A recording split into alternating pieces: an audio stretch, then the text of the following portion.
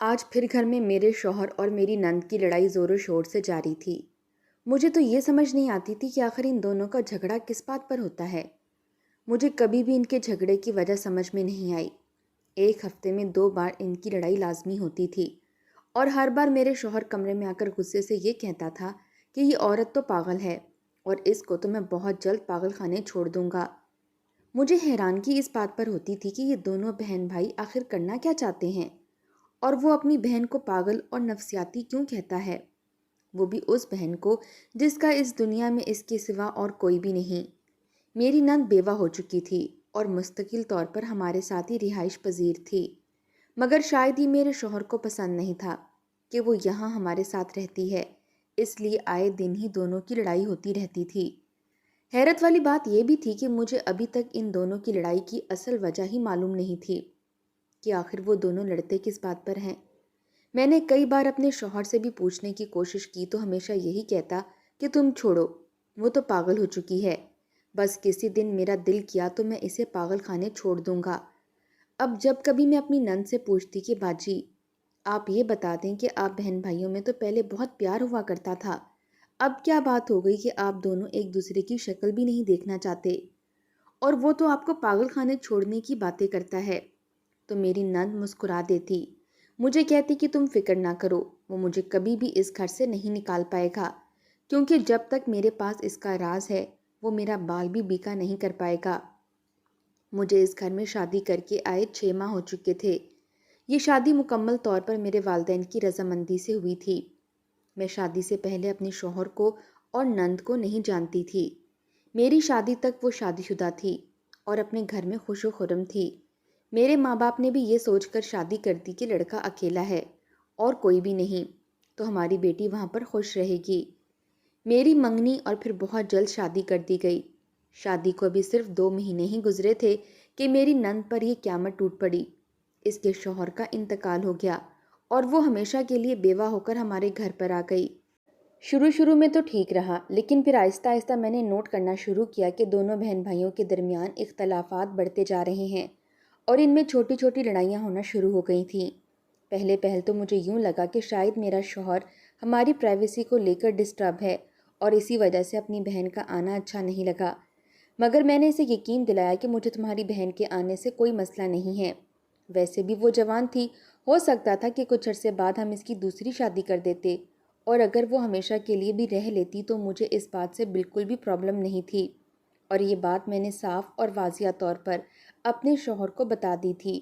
حالانکہ میری ماں نے تو مجھے بہت کہا تھا کہ اگر تمہارے شوہر اور تمہاری نند کے بیچ اختلافات ہو رہے ہیں تو تم اختلافات کو بڑھاوا دو اور ان بہن بھائیوں کے درمیان نفرت پیدا کر دو اور ان کے تعلقات آپس میں کبھی صحیح نہیں ہونے دو، تاکہ وہ بہت جلد تمہاری نند کو اس گھر سے دوبارہ رخصت کر دے۔ مگر میں ایسا نہیں چاہتی تھی، اس لیے میں نے وہ کیا جو مجھے اچھا لگا۔ میری اپنی نند کے ساتھ بہت اچھے تعلقات تھے جو میں ہرگز بھی خراب نہیں کرنا چاہتی تھی۔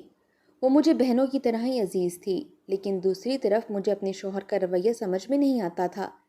اسے اپنی بہن کی فکر میری بجائے اسے ہونی چاہیے تھی، لیکن وہ تو جیسے بھول ہی گیا تھا کہ اس کی بہن ہے، جان بوجھ کر اس سے لڑائی کرنے کے بہانے تلاش کرتا اور پھر کمرے میں آ کر مجھے یہی کہتا کہ بس اب تو میں اسے کسی دن پاگل خانے چھوڑاؤں گا۔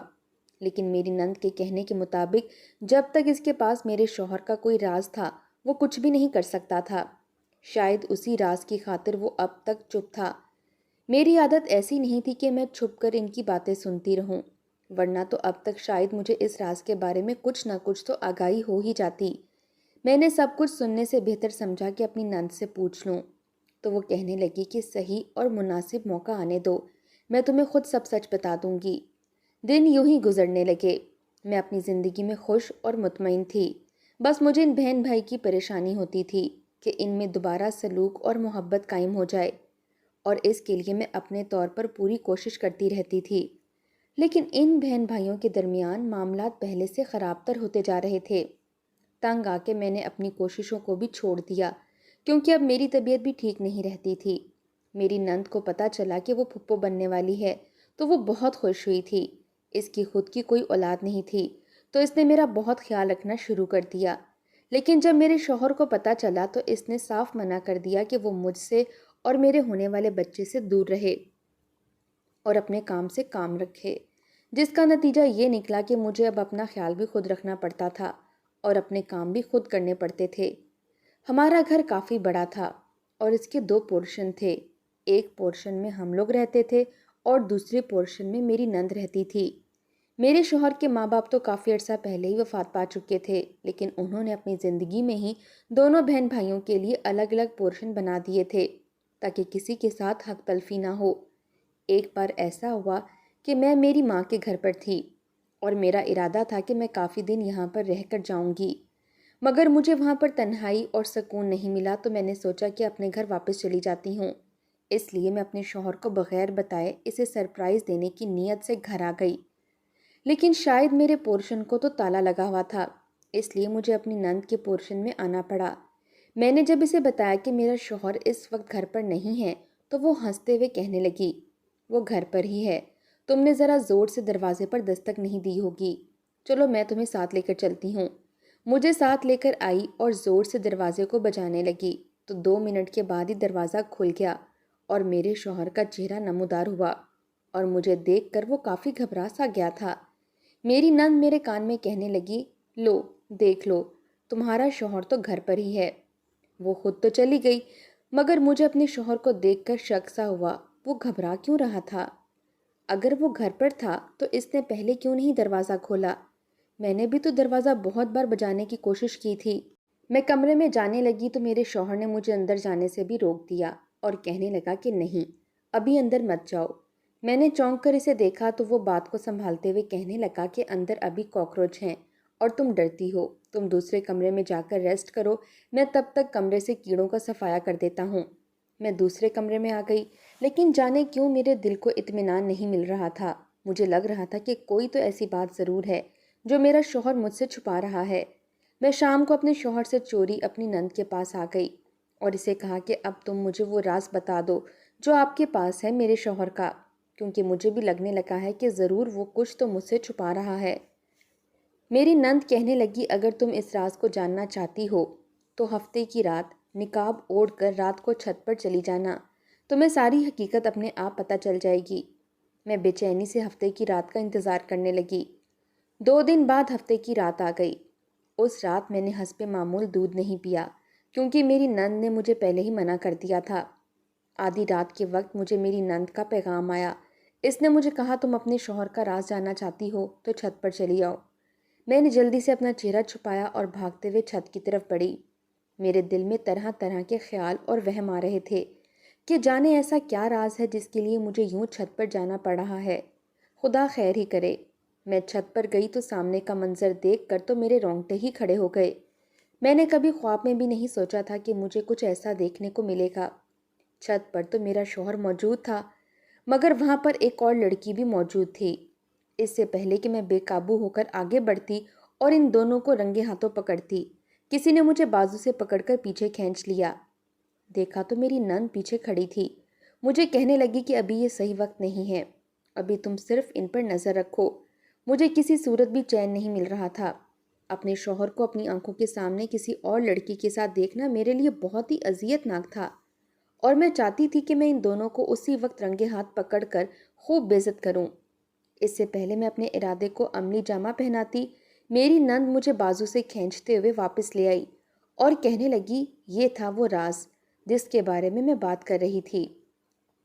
تمہارے شوہر کا دوسری لڑکیوں سے چکر چلتا رہتا ہے، وہ ابھی تک میرے سامنے دب کر رہتا ہے کہ وہ جانتا ہے کہ میں اس کے بارے میں سب معلوم کر چکی ہوں۔ اگر اسے پتہ چل گیا کہ تم بھی اس کے بارے میں جان چکی ہو تو پھر تو اسے کوئی خدا کا خوف نہیں رہے گا۔ اولاد پیدا ہو جائے گی تو تمہارے شوہر کا رویہ تم سے بدل جائے گا۔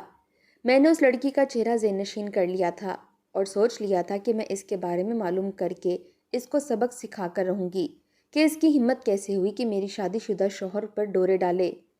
میں اپنے کمرے میں آ کر لیٹ گئی۔ آدھے گھنٹے کے بعد میرا شوہر بھی آ گیا اور جب میں نے اسے پوچھا کہ تم کہاں پر تھے تو وہ گھبرا گیا اور ٹالتے ہوئے کہنے لگا، میرا دل گھبرا رہا تھا تو میں تازہ ہوا کھانے چھت پر چلا گیا تھا، اس لیے مجھے نہیں بتایا تھا۔ اس کا مطلب تو یہی تھا کہ واقعی اس کا دوسری لڑکیوں کے ساتھ چکر بھی چل رہا تھا۔ بہرحال میں نے اپنے شوہر کو باتوں باتوں میں جتا دیا تھا کہ اگر اس کا کسی اور کے ساتھ افیئر ہوا تو میں اسے معاف نہیں کروں گی۔ اس کا فائدہ یہ نکلا کہ اگلے ہفتے کے روز وہ چھت پر نہیں گیا اور کمرے میں ہی رکا رہا۔ اب تو اس کی اپنی بہن کے ساتھ لڑائیاں بھی بہت کم ہو گئی تھیں، بلکہ نہ ہونے کے برابر تھیں۔ ان دونوں نے کافی عرصے سے ایک دوسرے کو بلانا ہی چھوڑ رکھا تھا۔ پھر ایک دن ایک حیرت انگیز منظر مجھے دیکھنے کو ملا۔ ان بہن بھائی کے بیچ میں نہ جانے کب اور کیسے مگر صلح ہو گئی۔ یہ بہت ہی چونکا دینے والی بات تھی، کیونکہ پہلے جو ایک دوسرے کی شکل دیکھنے پر بھی راضی نہیں تھے اور مجھے کچھ پتہ نہیں تھا کہ ان کی لڑائی کیوں ہوئی، کس وجہ سے ہوئی اور صلح کس شرط پر ہوئی۔ یہ ان دونوں بہن بھائیوں کی آپس کی بات تھی۔ میں نے جب کال کر کے اماں کو اس بارے میں بتایا تو اماں مجھے کہنے لگیں کہ تمہیں ان پر نظر رکھنی چاہیے اور تمہیں پتہ کرنا چاہیے کہ پہلے ان کے درمیان کیا چل رہا تھا اور اب کیا چل رہا ہے۔ یہ نہ ہو کہ تمہاری بے خبری میں تمہارا ہی نقصان ہو جائے۔ اماں کی بات میں دم تھا، اس لیے میں نے ان دونوں پر نظر رکھنا شروع کر دی۔ کبھی کبھار مجھے لگتا کہ وہ سچ میں ہی صلح کر کے ایک دوسرے کو پچھلی باتوں کے لیے معاف کر چکے ہیں، لیکن پھر اگلے لمحے مجھے لگتا کہ یہ دونوں صرف دکھاوا کر رہے ہیں، ورنہ اندر سے ابھی بھی ایک دوسرے کے خلاف بغض رکھتے ہیں۔ اس روز مجھے بازار سے اپنے بچے کے لیے کچھ ضروری شاپنگ کرنی تھی اور میری نند گھر پر نہیں تھی، تو پھر مجبوری میں خود ہی میں اکیلی بازار چلی گئی۔ میں نے اپنی نند کو فون کر کے پوچھا بھی کہ وہ کہاں ہے، تو اس نے یہی کہا کہ میں کسی ضروری کام سے باہر نکلی ہوئی ہوں، مگر اس کا ضروری کام مجھے آج بازار جا کر اچھے سے پتہ چل گیا، جب میں نے اسے اور اس کے بھائی مطلب اپنے شوہر کو اسی لڑکی کے ساتھ دیکھا جو مجھے اپنے شوہر کے ساتھ چھت پر نظر آئی تھی۔ وہ تینوں ایک مال میں اکٹھے بیٹھ کر کھانا کھا رہے تھے۔ میں بھی اپنا چہرہ ڈھک کر پیچھے والی ٹیبل پر جا کر بیٹھ گئی تاکہ ان کی باتیں سن سکوں۔ میرے جانے کے 2 منٹ بعد ہی وہ لڑکی تو اٹھ کر چلی گئی، لیکن میں نے ان دونوں کی کافی باتیں سن لی تھیں۔ میری نند میرے شوہر سے کہہ رہی تھی کہ میں نے تمہاری بیوی کو اب تک تمہارے کسی راز کے بارے میں آگاہی نہیں دی، میں نے اسے کچھ بھی نہیں بتایا، اور میں تم سے یہی چاہتی ہوں کہ جتنا میرا حصہ بنتا ہے مجھے اتنا ہی دو، 1 پیسہ بھی نہ زیادہ لوں گی اور نہ ہی کم۔ تم سارا حصہ اکیلے ہڑپ نہیں سکتے۔ میرا شوہر کہنے لگا کہ ٹھیک ہے، میں سمجھ گیا، فکر نہیں کرو، میں تمہیں تمہارے حصے کی پوری رقم ہی دوں گا۔ میں تو شکر کرتا ہوں کہ تم میری سگی بہن نہیں ہو، ورنہ تم جیسی لالچی لڑکی کسی کی بہن نہ ہی ہو تو اچھا ہے۔ پہلے مجھے سمجھ میں ہی نہیں آ رہی تھی کہ وہ ایک دوسرے سے کس حصے کی بات کر رہے ہیں، لیکن یہ سن کر کے کہ وہ ایک دوسرے کے سگے بہن بھائی نہیں ہیں، میرے تو قدموں تلے سے جیسے زمین ہی نکل گئی تھی کہ یہ وہ کیا کہہ رہا تھا، اور کیا ان لوگوں نے مل کر مجھے دھوکے میں رکھا تھا؟ لیکن ان کا مجھے دھوکہ دینے کا مقصد کیا ہو سکتا تھا؟ یہ مجھ سے ایسا کیا حاصل کرنا چاہتے تھے؟ میرے پاس تو کوئی بینک بیلنس یا پراپرٹی نہیں تھی جس کو بیچ کر وہ آپس میں ہی آدھی کر لیتے۔ ویسے بھی میں ایک غریب گھر سے آئی تھی اور نہ ہی میں اپنے ساتھ لاکھوں کروڑوں کا جہیز لے کر آئی تھی، تو پھر یہ کس لڑکی کو بیوقوف بنانے کی بات کر رہے تھے کہ اس لڑکی کو تو نہیں جو ابھی یہاں سے اٹھ کر گئی تھی، آخر وہ بھی تو تھوڑی دیر پہلے ان کے ساتھ بیٹھی اسی گیم پلان کا حصہ رہی ہوگی۔ آخر وہ تیسری لڑکی تھی کون، اور یہ ان دونوں کی کیا لگتی تھی، اور ان کے ساتھ اس کا کیا لنک تھا؟ یہ سوال مجھے چین نہیں لینے دے رہا تھا، اور جب تک مجھے پتہ نہیں چل جاتا مجھے سکون نہیں ملتا۔ میں ان کے اٹھنے سے پہلے چھپ کر وہاں سے اپنے گھر آ گئی۔ تھوڑی دیر کے بعد وہ دونوں بھی گھر واپس آ گئے۔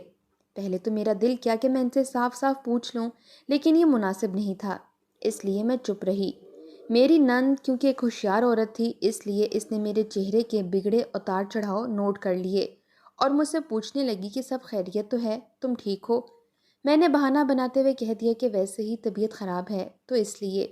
مجھے اب یہ لگنے لگا تھا کہ میری نند بھی یہ چاہتی ہے کہ میں گھر سے نکل جاؤں اور اپنے بھائی کی شادی وہ اس دوسری لڑکی سے کروا دے۔ اگر ایسا نہ ہوتا تو وہ اس سے ہنس کر باتیں کیوں کر رہی ہوتی؟ پہلے اس کے اپنے بھائی سے تعلقات خراب تھے تو اس نے مجھے اس کے چکر کے بارے میں بتا دیا، اور اب جب کہ ان دونوں کی صلح ہو گئی ہے تو وہ بھی اپنے بھائی کا ساتھ دینے لگی۔ مجھے کچھ بھی کر کے اپنا گھر بچانا تھا، اسی میں سب سے پہلے تو مجھے اس لڑکی کو تلاش کرنا تھا تاکہ میں اس کو اپنے شوہر سے دور رکھ سکوں۔ کچھ دنوں کے بعد میں نے پھر سے دونوں بہن بھائیوں کو باہر جاتے ہوئے دیکھا تو مجھے شک ہو گیا کہ وہ اسی لڑکی سے ملنے جا رہے ہوں گے۔ میں بھی مناسب فاصلہ رکھ کر ان کے پیچھے پیچھے جانے لگی۔ آج میں ہر حال میں یہ معلوم کر کے رہنا چاہتی تھی کہ آخر ان کے بیچ چل کیا رہا ہے۔ پچھلی بار تو مجھے ایسا لگا تھا کہ جیسے وہ لڑکی بہت ہی تیز اور ہوشیار ہوگی، لیکن ابھی جب میں نے ان دونوں کو ساتھ دیکھا تو مجھے حیرت کا جھٹکا لگا۔ وہ لڑکی تو رو رہی تھی اور ان دونوں کے سامنے ہاتھ جوڑ کر کچھ کہہ رہی تھی۔ اتنی دور سے مجھے باتوں کی آواز تو نہیں آئی، لیکن یہ میرے لیے کافی حیران کن والی بات تھی۔ وہ لڑکی ان کے آگے کیوں گڑ گڑا رہی تھی؟ آخر ایسی کیا بات تھی؟ میں نے دیکھا کہ میری نند اس کو تسلی دے رہی ہے اور میرے شوہر کا موڈ بھی کافی بگڑا ہوا ہے۔ وہ لڑکی وہاں سے جانے کو تیار ہی نہیں تھی۔ اب مجھے نہیں لگ رہا تھا کہ شاید اس کا میرے شوہر سے کوئی چکر ہو، یا پھر ہو سکتا ہے میرے شوہر نے اسے بھی دھوکہ دے دیا ہو، اس لیے وہ لڑکی رو رہی تھی۔ اب میں مزید سوچ کر اپنی طبیعت خراب نہیں کرنا چاہتی تھی۔ میرے صبر کا پیمانہ لبریز ہو گیا، تو اس لیے میں نے سوچا کہ مجھے ان کے پاس جا کر سب سیدھا سیدھا پوچھ لینا چاہیے، آخر یہ سب معاملہ کیا ہو رہا ہے۔ میں جلدی سے آگے بڑھی اور ان کے سر پر پہنچ گئی۔ مجھے وہاں پر دیکھ کر میرے شوہر اور نند دونوں کے رنگ پھیکے پڑ گئے۔ وہ دونوں گھبرا گئے اور وہ پوچھنے لگی کہ میں یہاں پر کیا کر رہی ہوں۔ میں نے اس لڑکی کو غور سے دیکھتے ہوئے کہا کہ اچھا، تو تم میرے شوہر کے ساتھ چکر چلا رہی ہو۔ وہ لڑکی سن کر گھبرا گئی اور نفی میں سر ہلاتے ہوئے کہنے لگی، نہیں، ایسی تو کوئی بات نہیں، میں تو اپنے کسی کام سے آئی ہوں۔ آپ اپنے شوہر کو سمجھائیں نا کہ وہ میرا کام کر دے۔ میں نے اپنے شوہر کی طرف دیکھ کر پوچھا کہ یہ کیا کہہ رہی ہے، کیسا کام، اور یہ رو کیوں رہی ہے؟ تو میری نند مجھے کہنے لگی کہ تم چھوڑو یہ سب باتیں، تم میرے ساتھ آؤ، ہم گھر چلتے ہیں، اس لڑکی کا معاملہ بعد میں دیکھ لیں گے۔ وہ واضح طور پر مجھ سے کچھ چھپا رہے تھے، اس لیے میں نے جانے سے صاف انکار کر دیا۔ اس لڑکی کو کہا کہ تم مجھے ساری بات بتاؤ کہ آخر تم ہو کون اور میرے شوہر کے ساتھ تمہارا کیا واسطہ ہے۔ وہ لڑکی کہنے لگی، میرا نام تانیہ ہے، میرے ماں باپ سوشل ورکر تھے اور ان کو خدمت خلق کا بہت شوق تھا۔ میری پرورش بھی انہوں نے بہت اچھے طریقے سے کی۔ میں ان کی شادی کی کافی سال بعد پیدا ہوئی تھی، اور جب تک میری پیدائش نہیں ہوئی تھی انہوں نے یتیم خانے سے 2 بچے گھر لا کر پالے تھے، اور وہ دونوں کوئی اور نہیں بلکہ یہ جو 2 سامنے تمہارا شوہر اور تمہاری نند بن کر بیٹھے ہیں، یہی دونوں تھے۔ میرے ماں باپ نے ان کو پیار دینے میں کوئی کسر نہیں چھوڑی، اور مجھے بھی یہی ہمیشہ کہا کہ یہ میرے بڑے بہن بھائی ہیں، اور میں نے بھی ان کو یہی سمجھا، مگر یہ دونوں لالچی نکلے۔ میری اماں ابا کے مرنے کے بعد ان کی کافی ساری پراپرٹی جس کو ان دونوں نے دھوکے سے ہتھیا لیا ہے، حالانکہ ان کی بیٹی ہونے کے ناطے میرا حق بنتا تھا، مگر ان دونوں نے میرے گھر پر بھی قبضہ کر کے مجھے گھر سے بے دخل کر دیا، اور اب میں ان کے چکر کاٹ رہی ہوں کہ مجھے میرا حق واپس کر دیں، اور یہ مجھے ہر بار ٹال کر واپس بھیجتے ہیں۔ یہ سب سن کر وہ دونوں شرمندہ ہو گئے۔ میری نند کہنے لگی کہ جب ہمارے بیچ لڑائی رہتی تھی، وہ جائیداد کو لے کر جھگڑے وغیرہ تھے، تو تب تک ہم دونوں لڑتے رہتے تھے۔ میں چاہتی تھی کہ ساری جائیداد مجھے ملے اور تمہارا شوہر چاہتا تھا کہ ساری اسے ملے، اسی وجہ سے ہمارے درمیان اختلافات ختم نہیں ہوتے تھے، مگر پھر ہم نے آپس میں ڈیل کر لی کہ ہم دونوں ہی آدھی آدھی جائیداد کر لیں گے، اس لیے ہم نے آپس میں صلح کر لی۔ جب تک صلح نہیں تھی میں نے تب اسی لیے اس لڑکی کے خلاف تمہارے دل میں شک ڈال دیا، حالانکہ تب رات کو میں بھی وہیں پر اس سے ملی تھی۔ یہ سب سن کر مجھے بہت برا لگا۔ میں ایک ایماندار لڑکی تھی اور میں نے کبھی زندگی میں کچھ غلط نہیں کیا تھا۔ مجھے ان دونوں پر شرم محسوس ہوئی۔ میں نے کہا کہ اگر تم دونوں نے اس کا حق اس لڑکی کو واپس نہیں کیا تو میں اس کا ساتھ دوں گی، اور اگر اسے کورٹ تک جانا پڑا تو میں کورٹ میں بھی اس کے ساتھ جاؤں گی۔ مگر یہی نہیں، میں نے گھر جا کر اپنے شوہر کی غیر موجودگی میں اس کو بلا کر اس گھر کے سارے کاغذات وغیرہ بھی اس کے حوالے کر دیے۔ مجھے نہ تو دھوکہ دینا پسند تھا اور نہ ہی میں کسی ایسے انسان کے ساتھ رہ سکتی تھی جو لوگوں کے ساتھ دھوکہ اور فراڈ کرتا ہو۔ اسی لیے میں اپنے گھر پر واپس آ گئی کہ اگر تو میرا شوہر سدھر گیا تو میں واپس چلی جاؤں گی، اور اگر وہ نہیں سدھرے گا تو میں اس سے خلا لے لوں گی۔